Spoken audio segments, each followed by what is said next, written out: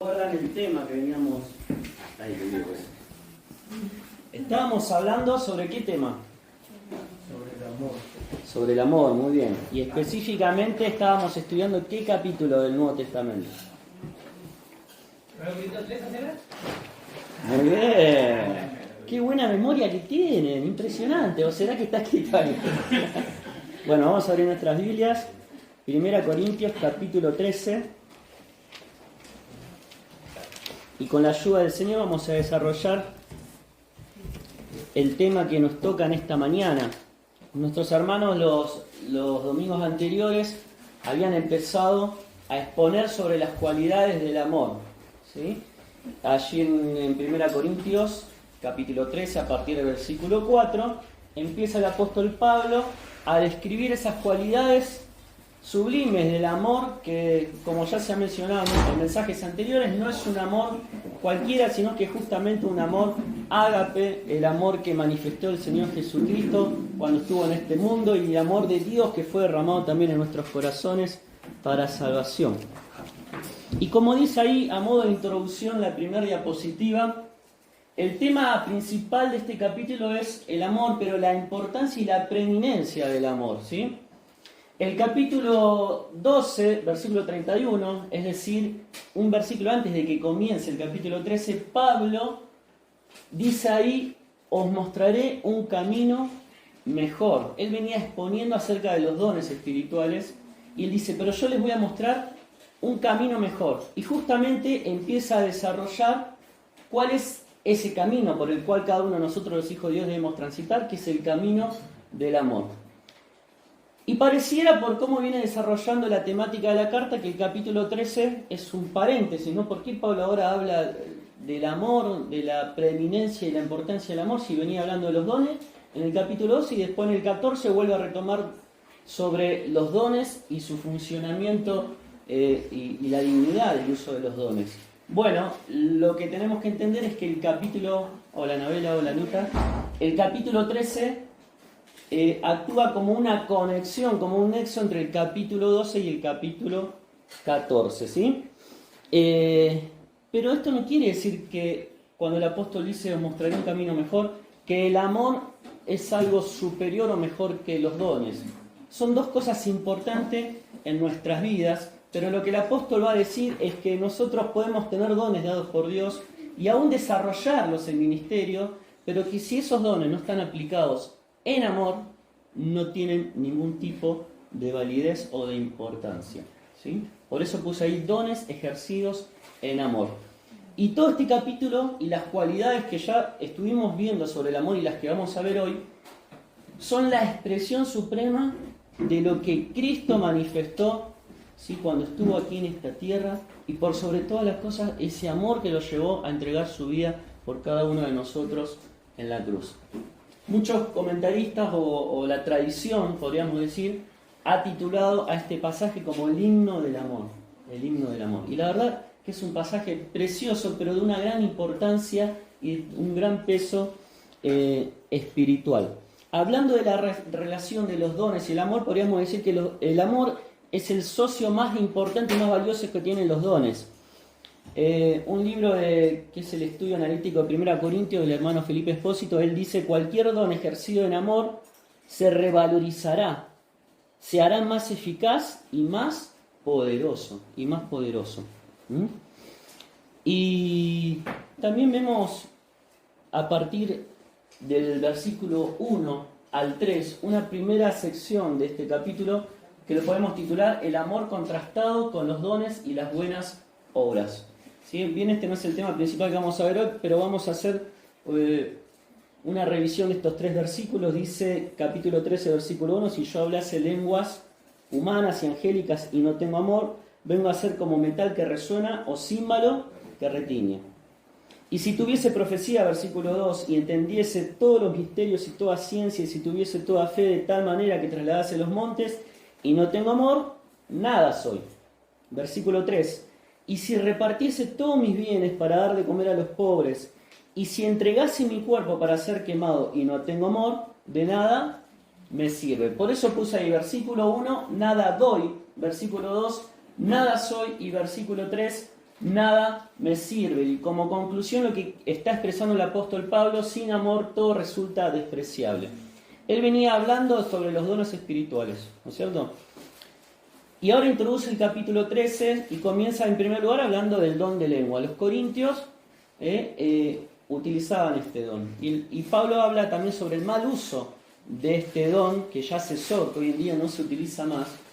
Y lo compara con un metal que resuena o un tímbalo que retiñe.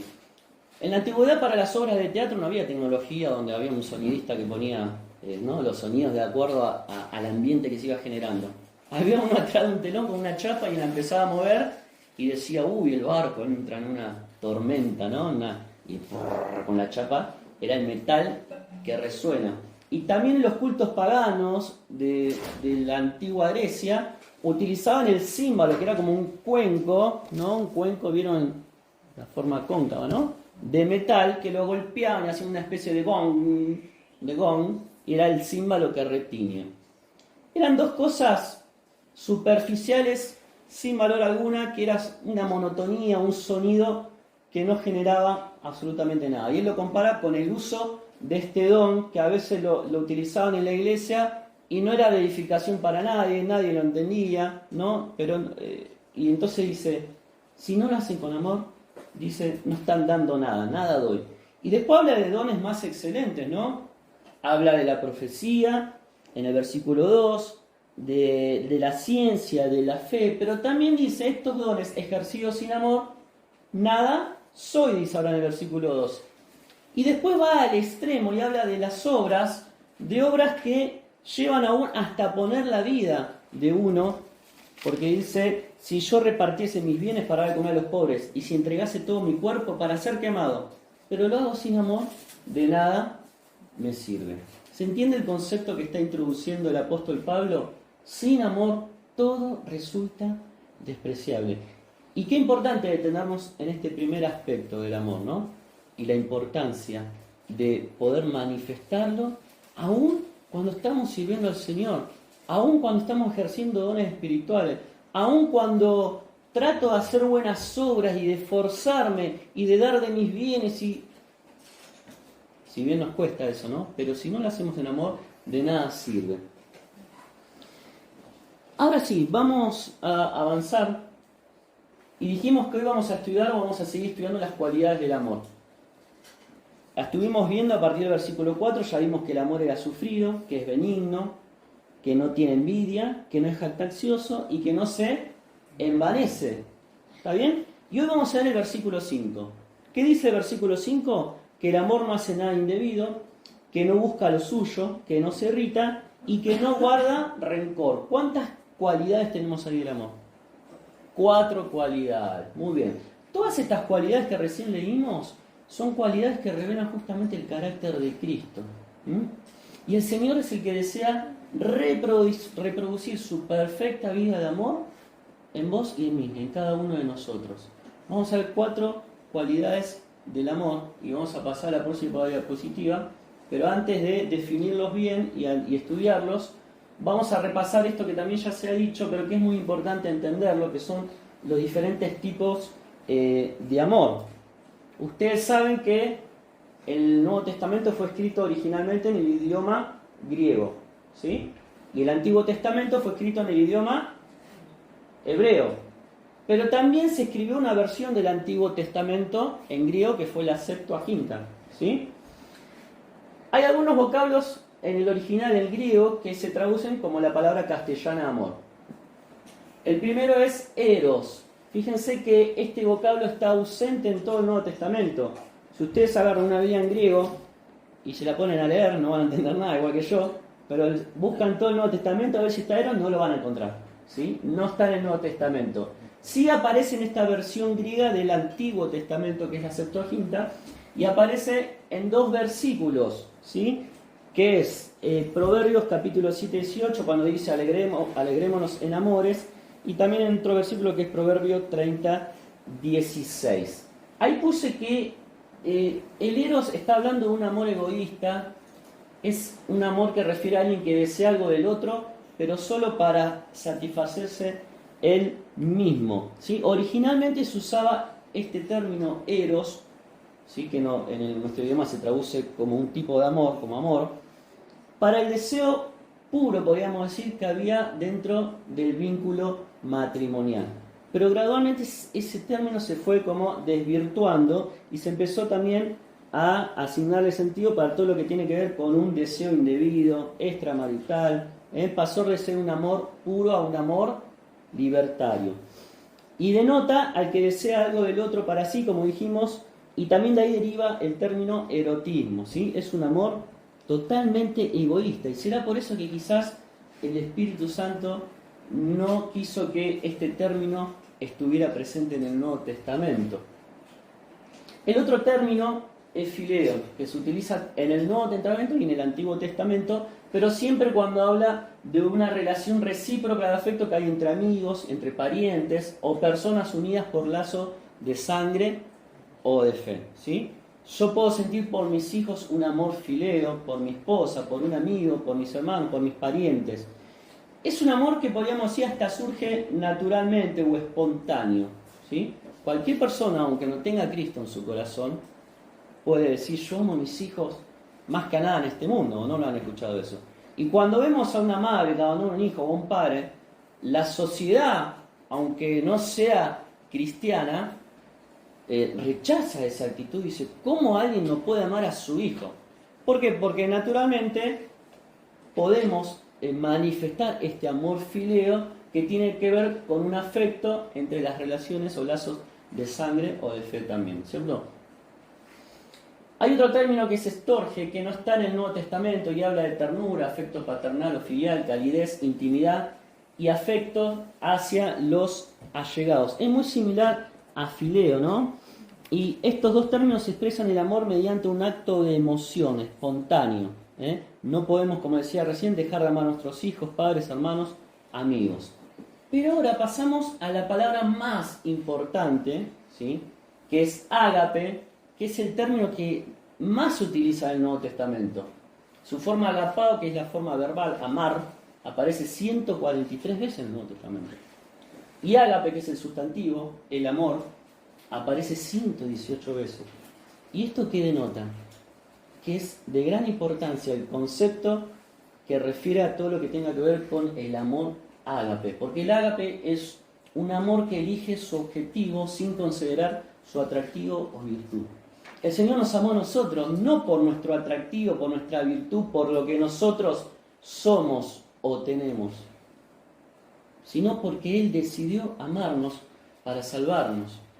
Es un amor unilateral y no necesariamente recíproco, ¿sí? Yo amo al otro porque decido de mi voluntad amarlo sin que el otro tenga por qué amarme a mí. Es más, el otro hasta me puede despreciar. Y así todo yo tengo que amar con el amor ágape como Cristo nos amó a nosotros. Un amor que no espera nada a cambio. Es el amor de Dios hacia nosotros, ¿sí? Cristo nos amó, hizo un pasaje y se entregó a sí mismo por nosotros. ¿Hay algo que hicimos nosotros para que Él hiciera eso? No. Fue amor ágape. Muy bien. Y ahora sí, veamos las 4 cualidades del amor que vamos a estudiar en el versículo 5. Lo primero que dice en el versículo 5 es que el amor no hace nada. Están dormidos. ¿Nada qué? Indebido. Muy bien. El amor no hace nada indebido. Y ahí está la palabra en el original que se traduce como indebido. Indebido expresa la negativa a practicar cualquier acción indecorosa o, ¿cómo dice ahí? O vergonzosa, ¿sí? Indecorosa o vergonzosa. Algo que va en contra de la decencia o la ética.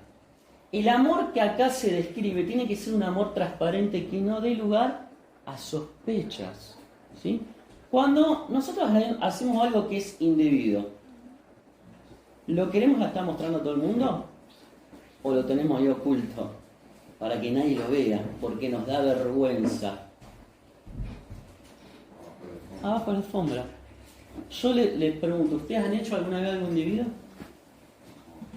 No. ¿Algo que quisieran ocultarlo? ¿Algo que no refleje un amor genuino y transparente? Creo que sí, todos lo hemos hecho, ¿no?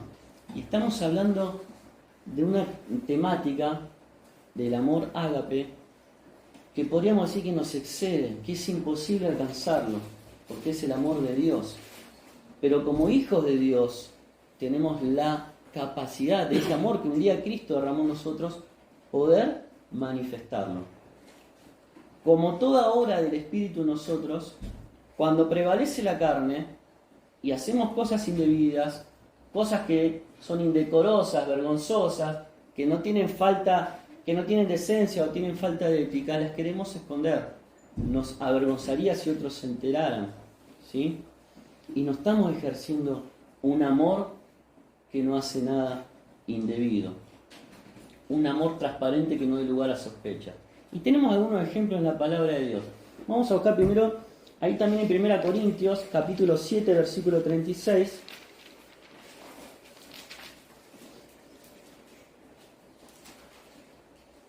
Ahí va a utilizar otra palabra para el mismo término que es axemonei. ¿Lo ven que lo puse ahí? Que es la palabra impropio. Dice, pero si alguno piensa que es impropio para su hija virgen que pase ya de edad y sea necesario que así sea, haga lo que quiera, no peca, que se case. Está hablando de otro tema, ¿no? Del casamiento. Pero cuando utiliza ahí la palabra impropio, está hablando de algo que es indebido. ¿Sabes qué es indebido?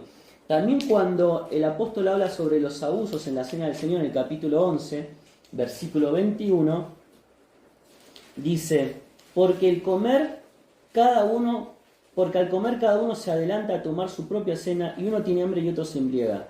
Pues que no tenéis casas en que comáis y bebáis, o menospreciáis la iglesia de Dios y avergonzáis a los que no tienen nada. ¿Qué os diré? Os alabaré, en esto no os alabo. Acá los hermanos estaban haciendo algo indebido, algo que avergonzaba, dice, y avergonzáis a los que no tienen nada. O sea, estaban haciendo lo contrario a la práctica de un amor ágape que no hace nada indebido. ¿Se entiende el concepto? Bien. Y un ejemplo más, Romanos capítulo 1, versículo 27.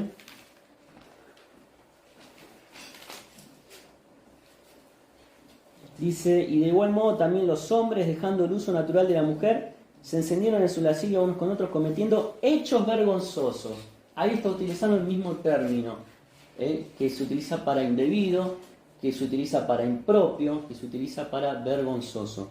Está hablando de los hombres que tienen relaciones entre ellos, como un hecho vergonzoso, algo oculto, algo que no es transparente, que no es ético ni decente. Entonces, el amor ágape tiene esta cualidad primordial, que no hace nada indebido. ¿Está bien? Y vamos a ver ejemplos positivos o mencionarlos. Por ejemplo, José. Ustedes saben lo que le pasó a José cuando estaba en la casa de su amo Potifar, pero Potifar no estaba presente. La esposa lo quiso, sí, lo quiso seducir, ¿no? Se le insinuó. ¿Qué hizo José? No se dio a esa tentación, ¿sí? Realmente manifestó un amor ágape por su amo Potifar, pero también por su Dios, ¿sí? Porque él dijo, ¿cómo haría este gran mal contra mi Dios? Entonces podemos dar un ejemplo positivo de alguien que manifestó el amor no haciendo lo indebido. No haciendo lo indebido. Y también vemos en Juan capítulo 18, versículo 20, el Señor dice cómo Él realizó su ministerio. Y fíjense lo que dice en Juan 18, 20. Jesús le respondió, yo públicamente, no en oculto, sino de una manera transparente, yo públicamente, dice el Señor, he hablado al mundo. Siempre he enseñado en la sinagoga y en el templo, donde se reúnen todos los judíos. Y nada he hablado en oculto. ¿Sí? Vemos al Señor ejerciendo su ministerio públicamente, sin hacer nada que sea indebido. Nada he hablado en oculto. Es la misma idea que estamos viendo acá en 1 Corintios, capítulo 13, versículo 5, y esta cualidad del amor ágape, que es el amor que no hace nada indebido. Ahora, como reflexión, yo les pregunté antes, ¿han hecho alguna vez algo indebido? Yo lo he hecho. Y a veces cargamos, ¿no?, con esa culpa, con ese peso, con eso que quisiéramos borrar de nuestras vidas, con eso que quisiéramos enterrar en lo más profundo de la tierra. Pero ¿sabes qué? Lo más lindo que el Señor no se acuerda de esas cosas, porque Él no guarda, no es como nosotros después lo vamos a ver cuando dice guarda rencor, como nosotros que muchas veces no podemos dejar de recordar aquellas cosas que fueron indebidas y que han dañado al Señor y a otras personas. Pero el Señor hoy nos da la oportunidad de hacer todas las cosas nuevas en nosotros.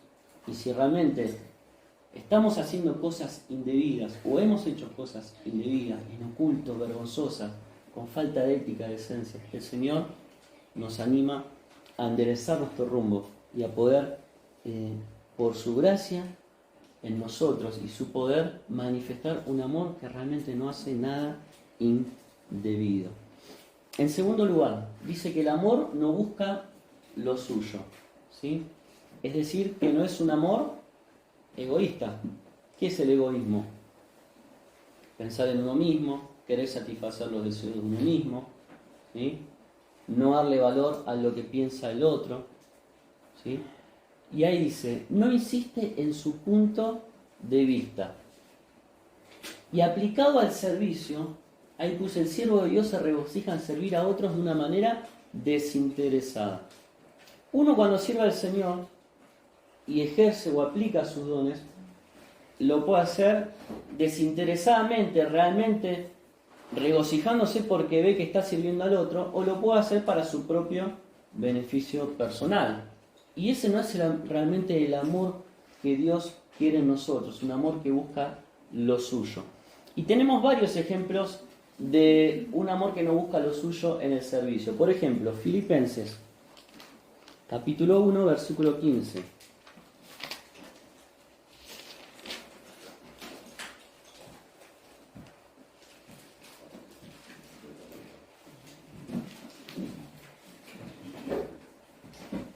Dice, algunos a la verdad predican a Cristo por envidia y contienda, pero otros de buena voluntad. Acá tenemos a alguien que está sirviendo a Dios, no buscando lo suyo propio, sino para bendición de otros. Filipenses 2:21. Porque todos buscan lo suyo propio, no lo que es de Cristo. Acá el ejemplo contrario, ¿no?, de un amor que no busca lo suyo. Acá dice, cada uno busca lo suyo propio y no lo que es de Cristo. Y también tenemos en 2 Timoteo capítulo 4, versículo 10.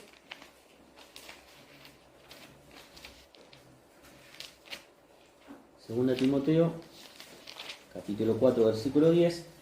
Porque Demas me ha desamparado amando este mundo y se ha ido a Tesalónica, Crescente fue a Galacia y Tito a Dalmacia. Acá vemos un hermano que desamparó al apóstol Pablo porque estaba pensando en lo suyo propio. Dice, no, que voy a ir acá con Pablo que está preso, que voy a cuidarlo. Él no, se fue, lo abandonó, no estaba buscando lo suyo propio. Y Hechos capítulo 5 versículos está hablando de Ananías y Zafira, cuando también, buscando lo suyo propio, cometieron un pecado tremendo contra Dios y recibieron el castigo por lo que habían hecho. Ahora también tenemos el ejemplo supremo. Dijimos antes que estas cualidades describen el carácter de Cristo. Y Filipenses capítulo 2, versículo 16, hablando del Señor Jesucristo, de su humillación, dice, el cual, siendo en forma de Dios, no estimó el ser igual a Dios como cosa a que aferrarse. ¿Qué está diciendo ahí? El Señor podría haber dicho, no, yo soy igual a Dios, ¿sí? Yo soy una persona de la Trinidad, pertenezco a las glorias celestiales, y se podría haber aferrado y tomado eso. Sin embargo, no pensó en lo suyo propio, sino que se despojó, dice después, tomó forma de siervo, hecho semejante a los hombres, y se humilló hasta la muerte, y muerte de cruz. ¿Qué ejemplo más grande de alguien que manifestó un amor ágape sin buscar un beneficio para sí mismo. Entonces esta característica segunda que estamos viendo acá del amor, un amor que no es egoísta y que no insiste en su punto de vista. ¿Cuánto nos cuesta esto, no? Insistir en que nosotros tenemos la verdad en nuestro punto de vista y no queremos ceder, no queremos ceder. Lo vemos también en nuestros hijos, en los chicos que naturalmente tienen esa inclinación. Pero ¿qué decir de los grandes?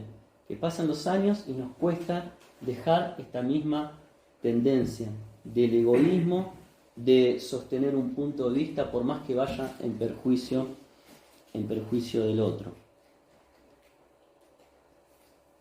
Bien, vamos al tercer punto. El amor no se irrita. Y la palabra ahí en el original que se traduce como irrita es paroxunetai. Paroxunetai. A ver quién lo dice, ¿eh?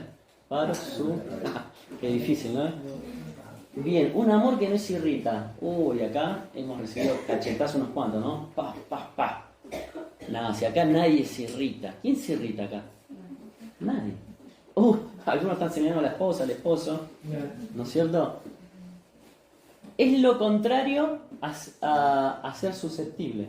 Una persona susceptible es alguien que diga, no le digas nada porque es muy susceptible. Enseguida, o salta como leche hervida, ¿no es cierto? ¿Escucharon esa frase? Se irrita instantáneamente, así, ¿no? Bueno, eso es una característica que va en contra de esta cualidad del amor, un amor que no se irrita. Y fíjate lo que dice ahí, el amor que no se irrita realmente muestra una fortaleza interior tan alta que resulta también en otra característica que es la paciencia. Porque realmente para no irritarnos necesitamos tener una fortaleza espiritual tan alta que vamos a estar ejerciendo también la paciencia y aún vamos a estar dispuestos a aguantar desprecio e insultos, ¿sí? Pero lo más lindo de esto es que cuando desarrollamos este tipo de amor que no se irrita, que no es susceptible, que no nos prendemos fuego enseguida, que aguantamos la carga enemiga, ¿no es cierto? Las balas, el fuego enemigo, eso va a proveer poder para que nosotros podamos ser de bendición a otros. Romanos 12:14 dice, bendecid a los que os persiguen, bendecid y no maldigáis. Qué difícil poner esto en práctica. Qué difícil. Porque uno puede decir, bueno, me aguanto, no me voy a irritar, no me voy a enojar, porque así es el amor que el Señor mostró por mí y yo tengo que velar por esto. Pero además de eso, llegar a ese nivel espiritual, a esa fortaleza interior que me permita no solamente aguantar, sino bendecir a aquel que me está haciendo mal, es algo que el Señor lo pudo hacer como Dios y es algo que también Él quiere capacitar a nosotros para que lo podamos poner en práctica. Y si logramos esto en nuestra vida, fíjate lo que puse ahí, es la clave de la victoria para preservar las buenas relaciones en la iglesia, en la familia y en la sociedad. ¿Por qué? Porque cuando nos irritamos, cuando nos enojamos, cuando cualquier cosa que nos dice, mirá cómo me miró, no me saludó, ¿qué empiezan ahí? Las divisiones, los problemas, el matrimonio mira uno para cada lado, ¿sí? Y ahí no nos podemos arreglar. En la iglesia también empiezan los problemas. En la sociedad ni que hablar. ¿Vieron los noticieros cuando a veces muestran los cortos, eso que toman las cámaras en las calles? Y uno dice, parece la película de Darín, ¿cómo se llamaba? Relato salvaje. Se vuelven locos, la gente se irrita por cualquier cosa. Y sí, porque no tienen a Cristo en su corazón. ¿Cómo van a desarrollar esta cualidad? Si nos cuesta a nosotros que somos hijos de Dios, que el Espíritu de Dios está en nosotros, y estamos luchando, ¿no? Ahí, en esa batalla espiritual entre la carne y el Espíritu. Pero podemos nosotros realmente manifestar un amor que no se irrita. Y de nuevo el ejemplo supremo, 1 Pedro 2:23 dice que cuando le maldecían, no respondía con maldición. ¿De quién está hablando? Cuando padecía, no amenazaba, sino que encomendaba la causa al que juzga justamente. El único momento que está registrado en los evangelios donde dice que el Señor tuvo ira ¿Cuándo fue? En el templo. En el templo. ¿Pero fue una ira pecaminosa? Fue una ira santa. Una ira santa porque él estaba poniendo en orden las cosas que estaban desordenadas y que estaban injuriando y blasfemando contra la santidad del templo y la casa de Dios. ¿Sí? Entonces, hasta dónde nosotros podemos mostrar un carácter o una firmeza contra algo que va en contra de Dios sin llegar a irritarnos. Bueno, el Señor lo pudo hacer, es muy difícil. ¿Sí? Pero ¿qué pasa si hay enojo? Si somos susceptibles, si tenemos esta tendencia a estallar, ¿sí? Y cuando alguien apenas nos dice algo, le respondemos, bueno, ponernos en las manos del Señor, porque Él nos da poder para bendecir a aquellos que nos persiguen y bendecir a aquellos que nos maldicen. Vamos al último punto, que es el amor no guarda rencor. Si quieren lo pasamos porque no nos pasa ninguno, ¿no? ¿Quién guarda rencor? ¿Guardan rencor? ¿Tienen rencor contra alguien? Hay un versículo que no me acuerdo dónde está la cita, pero dice, mirad bien, no sea que alguno deje de alcanzar la gracia de Dios, que brotando alguna raíz de amargura os estorbe, y por ellas muchos sean contaminados. En hebreos. Muy bien. Una raíz de amargura es un rencor, es una raíz justamente que se metió en nuestro corazón, en nuestro ser interior, y nunca la hemos extirpado. Entonces empieza a crecer y muchos son contaminados, porque eso es lo que pasa cuando guardamos el rencor. Dice, no toma en cuenta lo malo, no lo registra para luego desquitarse. ¿Sí? Esa palabra que aparece ahí, logizetai, que es la palabra guardar, hace referencia a un término contable. ¿Vieron cuando los contadores tienen el libro mayor y ahí registran, ¿no es cierto? Registran algo importante para no olvidárselo, porque tiene que estar ahí registrado. Lo mismo hacemos nosotros cuando guardamos el rencor por cosas que nos pasaron o nos hicieron. Lo tenemos bien anotado en el libro, ¿cierto? ¿Y qué pasa? Cada vez que vuelva a surgir el tema, lo sacamos a la luz. ¿Para qué? Para desquitarnos. Hay un ejemplo en el Antiguo Testamento, en Amós 1:11, que habla del pueblo de Edom. A ver si tengo el versículo acá, dice... Era un pueblo de odio crónico hacia sus parientes. Ahí dice el versículo, perpetuamente ha guardado el rencor, los edomitas. Después, si quieren, búsquenlo, Amós 1:11. Y también Zacarías 8:17 dice, ninguno de vosotros piense mal en su corazón contra su prójimo. Y otra traducción de este pasaje es, en lugar de no guardar rencor, dice, no toma en cuenta lo malo o no toma en cuenta el mal. No toma en cuenta el mal. El amor ágape que estamos viendo, hace todo lo contrario. Porque dice 2 Corintios 5:19, lo puse ahí, que Dios está en Cristo reconciliando consigo al mundo, no tomándoles en cuenta a los hombres su pecado. ¿Qué hubiese pasado si el Señor hubiese agarrado el libro donde se registran las cosas y hubiese anotado todos nuestros pecados y todas las cosas que nosotros hicimos en contra de su justicia? Hoy estaríamos acá. El Señor no tomó en cuenta a los hombres sus pecados. El Señor, su amor ágape, no guardó rencor hacia nosotros, sino que todo lo contrario. Y dice Jeremías 31:34, dice Jehová, porque perdonaré la maldad de ellos y no me acordaré más de su pecado. Fíjate lo que es la gracia de Dios, un amor que no guarda rencor.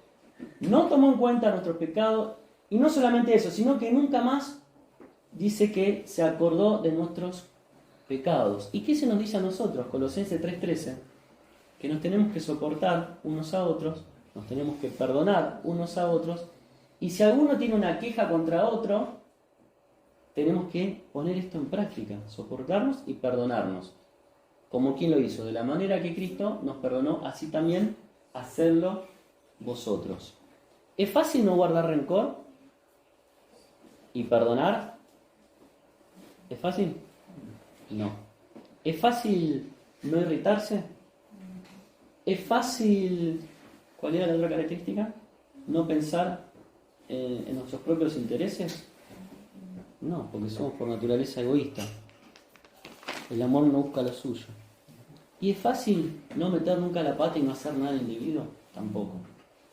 Hoy hemos visto estas 4 cualidades del amor y el domingo que viene, si el Señor lo permite, vamos a ver otras más.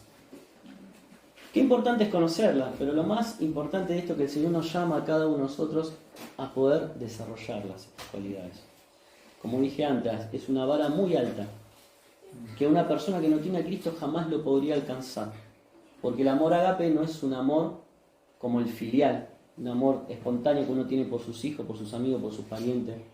El amor ágape es el amor de Dios. Él es la fuente, Él es el origen de ese amor. Y aquellos que somos sus hijos, ese amor dice que fue derramado en nuestros corazones. Y realmente si doblegamos nuestra voluntad carnal, vamos a poder de a poquito empezar a ver esto como fruto del Espíritu Santo en nuestras vidas. No sé cómo estamos con la hora. A ver, acá hay un videito, estamos medio tarde. Bueno, vamos a ver un videito, dura 5 minutitos para aprender un poquito más sobre lo que es el amor ágape. No habla específicamente de 1 Corintios 13, pero sí en general un pantallazo de toda la Biblia sobre este amor, y con esto terminamos.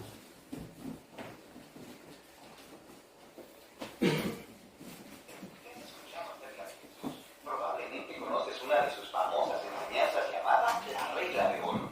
Haz con los demás como quieres que hagan contigo. Esta es en realidad una reformulación de otra cosa que Jesús dijo, de que el significado de la vida es amar a Dios y amar a tu prójimo como a ti mismo. Esto es realmente hermoso, pero ¿qué quiere decir exactamente con la palabra amar? Es una palabra poco clara en español porque puedes amar a tu mamá y puedes amar la pizza. Si la palabra amar significa lo mismo en ambos casos, tu mamá se sentirá muy mal. Así que, ¿qué quiso decir Jesús en su propio idioma? Primero que nada, esta frase de ama a tu prójimo es una cita de las escrituras hebreas, donde la palabra para ama es ahava. Sin embargo, el idioma que Jesús hablaba y en el que enseñaba todos los días era un lenguaje primo del hebreo. Era el arameo, en el que la palabra para amar es rahma. Pero luego, conforme los seguidores de Jesús esparcieron sus enseñanzas alrededor del mundo, las tradujeron al griego usando la palabra ágape. Y esto es lo fascinante. Los primeros seguidores de Jesús, quienes escribieron los libros del Nuevo Testamento en griego, no aprendieron el significado de ágape al buscarlo en los diccionarios antiguos. Más bien, vieron las enseñanzas de Jesús y la historia de su vida para redefinir el concepto mismo del amor. Una vez le preguntaron a Jesús acerca del mandamiento más importante de las escrituras judías. Él citó primero de la antigua oración en la Torá llamada el Shema. Ama al Señor tu Dios con todo tu corazón. Así que el amor por Dios es lo más importante. Pero luego Jesús rápidamente continuó diciendo que otro mandamiento de la Torá también era el más importante. Ama a tu prójimo como a ti mismo. Así que, ¿cuál es más importante? ¿Amar a Dios o amar a tu prójimo? La respuesta de Jesús es sí. Hacer esta pregunta significa que no entiendes su punto. Para Jesús son dos lados de la misma moneda. Tu amor por Dios será expresado por tu amor por las personas y viceversa. Son inseparables. Así que esto deja claro que para Jesús el amor ágape no es principalmente un sentimiento que sientes por alguien más, como nuestra frase me enamoré. Para Jesús el amor es acción. Es una elección que haces para buscar el bienestar de otras personas. Jesús también enseñó que el amor genuino por Dios y por los demás significa buscar el bienestar de las personas sin esperar nada a cambio, especialmente de personas que están en situaciones difíciles y que no pueden pagarte de vuelta aun si quisieran. De acuerdo a Jesús, esta clase de amor generoso refleja el mismísimo latido del corazón de Dios. Y Él llevó esto aún más lejos. Jesús dijo que el estándar supremo para el amor auténtico es que también tratas a la persona que no soportas, o en sus palabras, debes amar a tu enemigo y hacerle bien sin esperar nada a cambio. Para Jesús, este tipo de amor que abraza a su enemigo imita el carácter mismo de Dios. Ahora, no estaríamos hablando de Jesús hasta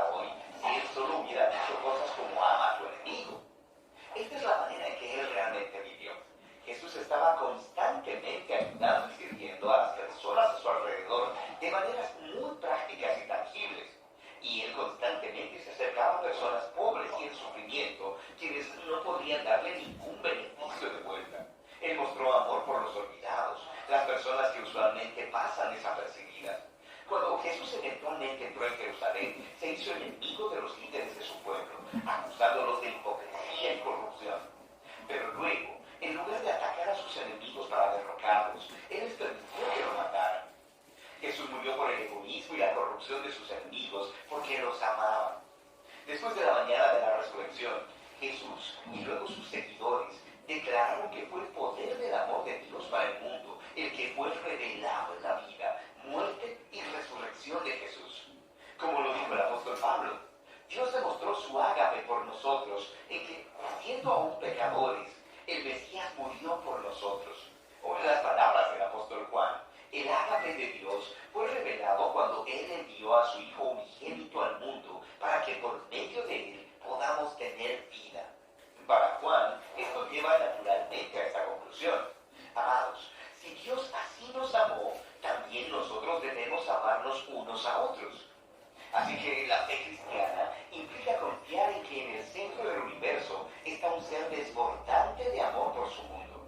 Esto significa que el propósito de la existencia humana es recibir este amor que ha venido a nosotros en Jesús y luego dárselo a otros, creando un ecosistema de amor enfocado en otros y de autoentrega permanente. Este es el significado en el Nuevo Testamento del amor ágape.